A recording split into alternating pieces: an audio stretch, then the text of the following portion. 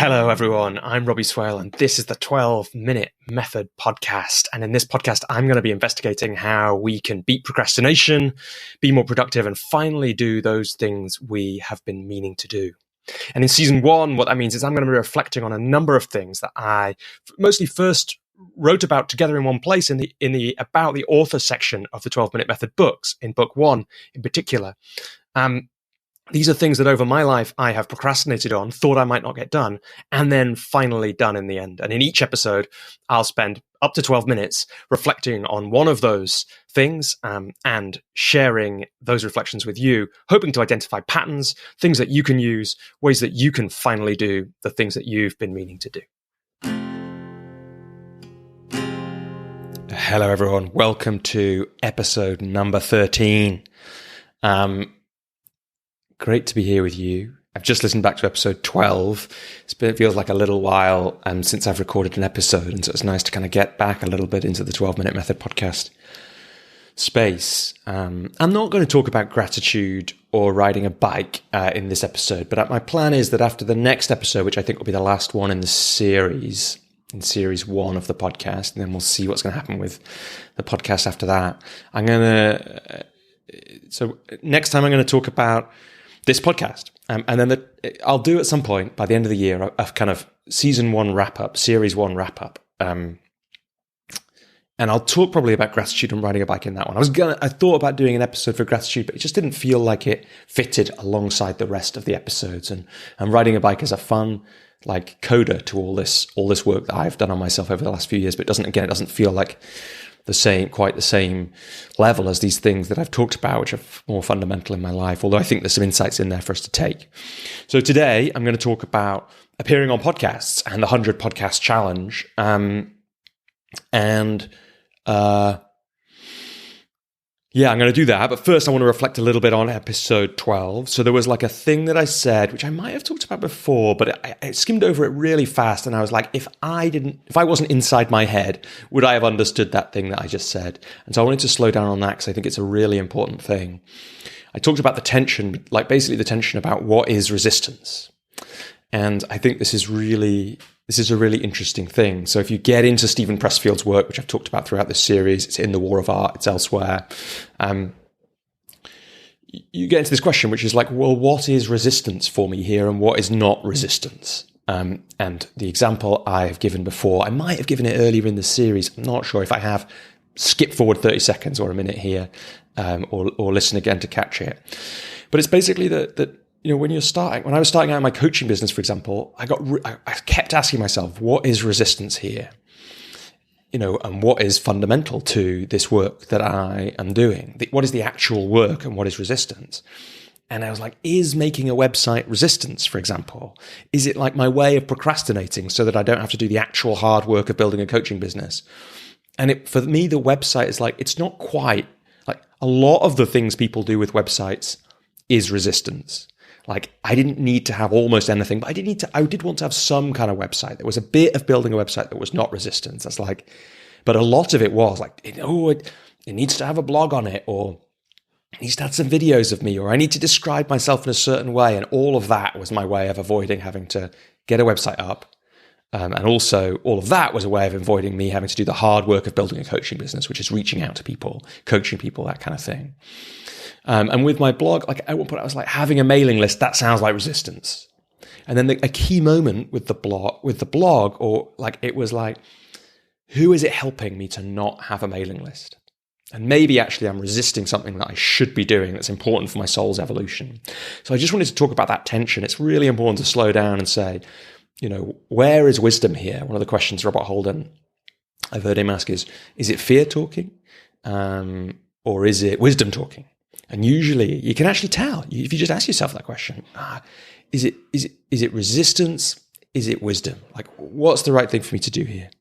So there's one piece that I wanted to just slow down a little bit more. A few themes I wanted to pull out. So you might be able to hear, I don't know if you could hear that. I could just hear it in the background. I might be a bit more echoey than normal today. That's because I'm doing a thing that a sound technician would tell me to never do, which is recording in a basically empty room, because we've moved all our stuff into our new house, but we're working from our flat for this week for childcare and among other reasons. So it's echoing, and also that means I think that stuff happens in other rooms is a bit louder as well. So you might be able to hear stuff in the background. And of course, I'm just going to carry on making this show because that's the 12-minute method, right? It is what it is. It's one take. And then the timer's going to go on, except I haven't got my normal 12-minute timer with me, so it's going to be on my Fitbit. So you're not going to be able to hear it beeping today as much as normal. But anyway, I wanted to wrap up a little bit on reflections on the last episode. So one is the way I'm supposed to do things. Really help me back on the meditation piece. It's supposed to look like this. And I think that's an absolutely classic one. I have a story about how meditation is supposed to look, or how exercise is supposed to look, or how being a writer is supposed to look, or how having a coaching business is supposed to look. And that's why I don't do any of the stuff that I'm supposed to be doing.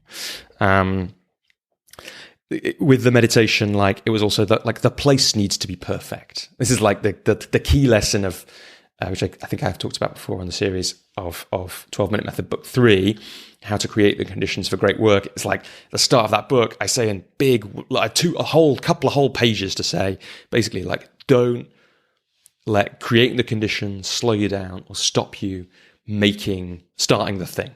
Start the thing and keep going. And then after that, and only after you've done that, think about creating the conditions for great work. And so it's really important for me that my meditation practices could be done anywhere, right? They had a doing in public version of them, because if I was coaching in public, I needed to be able to do the practice in public. Tying a habit to something else or someone else, really that's the gratitude insight for me. I heard it from Jordan Hall. He said, I tie my gratitude, I think I've said this before, I tie my gratitude practice to lunch because I never forget to have lunch. For me, I tied gratitude I did it with my wife so that she would message me often. She had it in her work calendar and would do it on a Monday. She would message me with her gratitude practice and I would message her back. I've fallen down a bit on that now. And then I tied it to going to bed. So it's like, I never forget to go to bed. I'll put a book by my bed or under my pillow so that it's harder for me to forget. And then there's that key piece in there, which is like the rep. That felt like an important thing that I hadn't really talked about before. It's in that recommitment article I put in the show notes last time. It's the Tim Ferriss idea that the rep in meditation is bringing my attention back. I need to practice. I need to do that as many times as possible. That stops me beating myself up every time I realize I'm not holding my attention. And again, that's about redefining what success is and separating from the outcome. So it's not about holding my attention.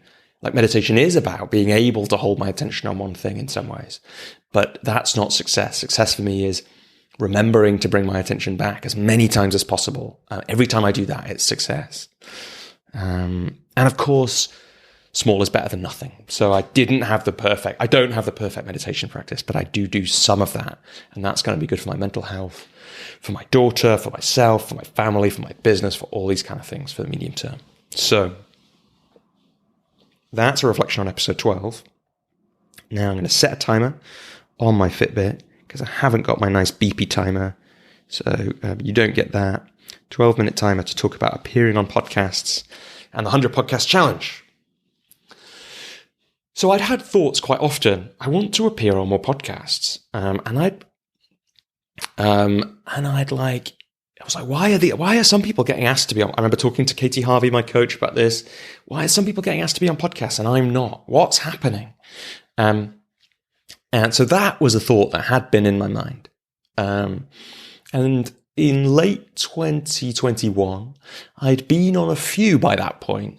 You can find these, a few of them are on my About page on my website. I'd been on the Quarantine Phone Calls podcast. I think that was the first one through the Seth Godin Akimbo community. So that was really important. Thanks, Michael Chaffin, for that. I appeared on a podcast with Michael again recently. I hope I've just got your surname right, Michael, and not just butchered that. So sorry about that if I have. The curse of the 12-minute timer. I had also appeared on Neil McKinnon's podcast, Creative Practice, and the Two Coach Confidence podcast, maybe twice actually, and maybe one other that I'm forgetting. So I'd appeared on some podcasts, but I did have this feeling I'd like to appear on more. And basically what happened was how the 100 podcast challenge came about, which is how I have got through my procrastination and appeared on a load of podcasts, is I sat down for these books and I thought about what is success for my books? And I was particularly thinking about the first book. So what is success for How to Start When You're Stuck? And I answered the question, and it included those things you'd expect in it. So sell some books, increase awareness of me, it'll lead to more clients, hopefully, coaching clients in the end, those kind of answers, make a bit of money, have some passive income, those kind of things. And then I asked the killer Robert Holden question, which is, and what is real success for this book? And I realized that it was like real success for my book. Well, How to Start When You're Stuck. And it's true for all of them. It's true for this podcast, is people reach out to me and they say, I have been meaning to do this thing for a long time. I really wanted to do it, but I've been procrastinating. I haven't done it. And then I came across your work and now I've done it. And I realized that is real success for me for this work. And then I had this thought, which is, that happened before the books were published. That happened when I gave a talk to Seth Godin's Akimbo community called How to Write a Book in 12 Minutes about the process of it in about 2019. I think I mentioned it in the episode about publishing books. Some people got into 12-minute writing on the back of that and even published their books before I published mine. And so, which is amazing. I love that. And so I was like, I could do that by just talking about the work. And then I was also using the great question from The One Thing, which is a great book about getting things done, by Gary Keller. And the question is, what's the one thing I can do such that by doing it, everything else will become easier or unnecessary? And I asked myself, for book one, what's the one thing I can do such that, for marketing book one, what's the one thing I can do such that by doing it, everything else will become easier or unnecessary? And that first thing that came back was publish the rest of the series. So those were my first 3 goals for 2022. And I was like, well, the next thing would be, so it's like, okay, great. What if I've done that? What's the next thing that I can do such that by doing it, everything else about marketing this book will become easier or unnecessary? And I thought, appear on a lot of podcasts. Part of that, because I'd read that was one of the things that Michael Bungay Stanier did to turn The Coaching Habit, his self-published book, into an industry-leading book on coaching. Great book if you want to be, if you're a manager who wants to coach. It's short and it's punchy and it's very applicable. So I had that then, and in my business a couple of times, I had real success with setting myself what felt like an outrageous challenge, and then if you hold it just lightly enough, it was really served me in my work. And in some ways, I'll get to how I applied the 12-minute method to this. In some ways, this is the other way of, I think I talked about this a bit in Building a Coaching Business episode of this series. So the tortoise is one way and the hare is another. And the tortoise is mostly the 12-minute method thing, but it is worth thinking about the hare. And if I'm thinking about being the hare, not the tortoise, I know I'm not going to be able to sustain it for a long time or forever. What's the way that I can be the hare in an effective way for a short period of time? In a way, it's like, instead of practicing every week for 6 years, how can I really practice something in a shorter period of time? So I've done it in my coaching business with invitations, with proposals. And I thought, well, maybe I set myself I can't remember exactly, but I thought maybe I set myself an extraordinary challenge for 2022 for podcasts. And I thought maybe it's, the number just came, it fits 100. 50 didn't feel like enough. 100 felt tough, but just about doable. So it's like the right kind of level of target that I could do it, but I'll have to really work to do it. And the thing about these challenges for me is they help me get out of my own way. They help me get creative and entrepreneurial, and they make me ask for help. And those things are all things that stop me taking action. So an example would be my friend Mike, partway through the year from the 100 Podcast Challenge, my friend Mike said, my contact at Deutsche Bank, I did a talk for them last year. They want me to do another, but it doesn't feel right for me to do it. They want me to do it in this way, more like a keynote. That's not really my thing. I want to do a workshop, but I thought you might be up for it. And because of the 100 Podcast Challenge, I had to say yes. That's me getting out of my own way, right? But also I have to ask for help. I've sent a lot of requests for help or requests to appear on podcasts this year. I'm going to have to get creative. And that's in a way where this show came from. And we'll talk about that next time. So I set myself the 100 Podcasts Challenge. And as we record this is going to be number 71. of 100. So I've got a lot closer than I thought I would about halfway through the year. And if you're listening and you can think you have a show, or you can think of anyone who has a show, to get to 100 now by the end of the year, it's going to be really tight. I think it's surprisingly possible, but still tight. So if you can help me by getting me one podcast or one talk or something like that, please do let me know. If you've been meaning to start a podcast and you'd love to have me as the first guest, my friend Paul did that. Very grateful to him when I kind of nudged him. Then let me know, and I'd love to record. And if we can record before Christmas, that would be fantastic. So there are a few things that I could talk about the podcast challenge, but I think one of the most interesting things to talk about is in January, I got super overwhelmed by it. So I was like, I'd started it. I'd told people about it. I knew that telling people about it was a good way to make sure I had to do it. I'd put it on my list of goals for the year. And then I started to panic. I started to feel anxious. I was like, there's no way I'm ever going to do this. How am I going to fit it in? What am I going to do? How am I, it's impossible. There's too many people to reach out to. And here's what happened. Well, I luckily remembered that I knew what to do when I got overwhelmed by the scale of a challenge, because I just published a book about it. Book 1 had come out, books 2 and 3 and 4 hadn't yet. 4 still hasn't yet as I'm recording this, although it's getting close. It's going to be called How to Share What You've Made. I thought, I know how to do this. I can just set aside some time weekly to do it. And so I did. And I just can't tell you. It's ridiculous. It's the kind of Toni Morrison-esque, write the book that you want to read.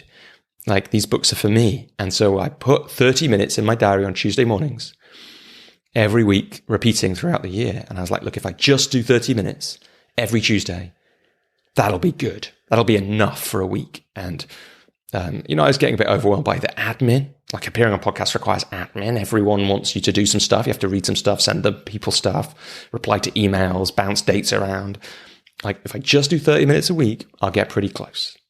And it meant that when I was really busy with other projects earlier in the year, some coaching training that I was doing, the leadership programs I work on, I was at least doing something. And it was such a relief. And that kept me moving. And then when those things quieten down, I've been able to put a bit more time and energy and space in. So that was a really important, piece for how to do this, how to appear on a lot of podcasts. And I mean, there's a few things I could talk about. So let me hit a few of them. The first thing is I made a spreadsheet to start capturing. A bit like with the 12-minute blog, I have some scribbly notepaper that I write ideas down on so that I don't forget the ideas. So I set up a spreadsheet to put down all the people who I could potentially approach. And the list kept growing. I kept having ideas. That meant that when I saw her on LinkedIn, I was like, ooh, a woman who I don't really remember why I'm connected to on LinkedIn has started a podcast called Coaching for a Living. That sounds like the kind of one I could appear on. I can message her. And we recorded it. It was great. I made the list knowing that I would deal with the list in my 30 minutes, and that was it. Of course, with my 30 minutes, I had to use my discipline, like do it at that time or move it to another time in the week, because it was in my top 5 Warren Buffett goals for the year. See previous episodes for more about that. I knew I needed to be disciplined about it. I needed to keep making space for it. So that's 2 things. When I told my friend Petia about this, when I kind of testing the water last December before I kind of announced it to the world, she said an amazing thing, which is, God, Robbie, imagine if you only get to half of that, how much better you'll get about talking about yourself and your work. And when she said that, I was like, oh, I really have to do this. And that has been completely true. I'm much better at it, better, and I'm much more relaxed. At the start of this, I would listen to a bunch of episodes from every show I was on. I would feel anxious. I would do loads of prep. In the end, I realized for this 80-20, the 20% of this that gets me 80% of the impact is me appearing on the show, talking about my stuff, not the amount of prep I've done on that show. So I really dialed that back. It's impossible for me to listen to 5 episodes of every show if I'm going to appear on 100 shows in a year. Loads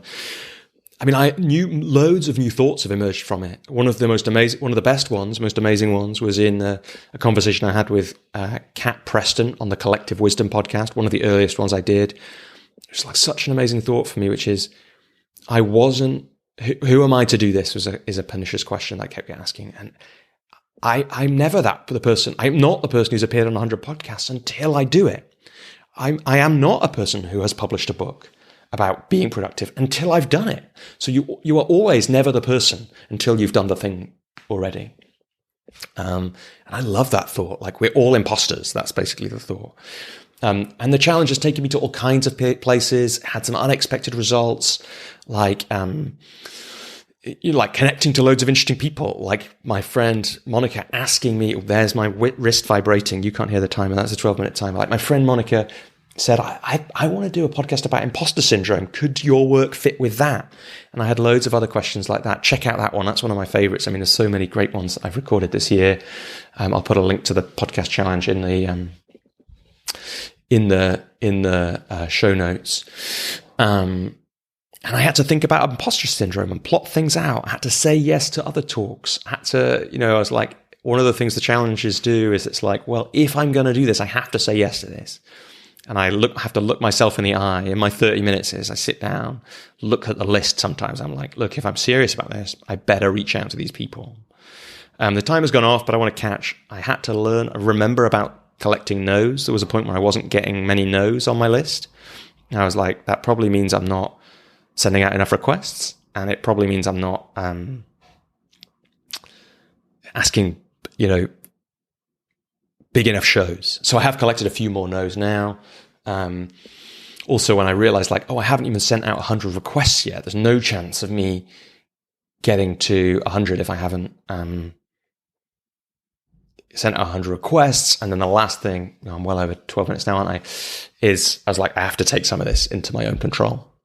And that's what I'll talk about a bit more next time when I talk about starting this show, which partly came from all this. I have to get creative and entrepreneurial. Like, what are the rules? We get to define our own rules in a game like this. And the truth is, it's a success now, whether I get to 100 or not. So many connections created, so much body of work created that I'm sure the ripples of my 100 podcast challenge, I'll be feeling them. They'll be going out into the world for the foreseeable future, forever potentially, because we don't know how podcasts will be. So, they might be there online forever now. And that's amazing. This episode might be, and we just don't know who will come back from that. So that's my way of that's the way that I have appeared on lots of podcasts. It's worth saying it was really useful to have the books and the challenge. Both of them gave me an excuse to reach out to people to say, I tell a lot of the people I'm asking to be on the show about the challenge because it's a fun story. It might inspire somebody even in and of itself. Also, it gives me an excuse to be a bit more pushy than I otherwise would be. And with all the invitations, just like the ones I talked about in the Big Growing a Coaching Business one, like, you can hear how all of this is built on the success I had there. Always make sure I say it's totally okay to say no, because I know as a podcast host what it's like when you get someone who's not ideal for your show reaching out to you. So much in that. I'm sure I'll pick up some stuff on that when I listen back again next time. But there you go. That's how I have done my 100 podcast challenge, and literally applying the 12-minute method to it was such a relief and has made it so successful, so much more successful and less stressful than it would have been. That 30 minutes a week is how I've mostly done this. But also putting all that challenge stuff from the coaching business into practice here has been super useful too. So you can read more about that on the 100 podcast challenge page on my website. I'll put a link to that in the show notes. I think I said I'd put a link to something else, but I've forgotten it. So sorry about that. Do some Googling, you'll find it. And looking forward to seeing you again next time. Okay, just a couple more things before you head out to whatever else you've got going on in the rest of your day. If you want to find out a bit more about me or sign up to my mailing list, you can do that at www.robbieswale.com.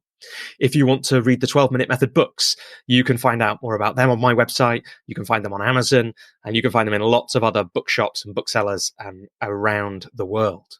You might want to come and join the 12-Minute Method Facebook group. You can find that by searching for the 12-Minute Method on Facebook, or there's links on my website. And you can find some other people there who are interested in doing work that matters to them and finally doing the things that they want to do. You can find me on lots of social media platforms. I'm most active on LinkedIn, so you might want to find me there. And most of all, I'd love to hear from you, especially if something that I've made has inspired you to finally do something you've been meaning to do for a long time. Hearing those stories are some of the most meaningful things for me in my work. And so they help me keep going when I might want to give up. So I'd love to hear from you. But most of all, I'd love it if you did that thing that thing that matters to you that you've been meaning to do.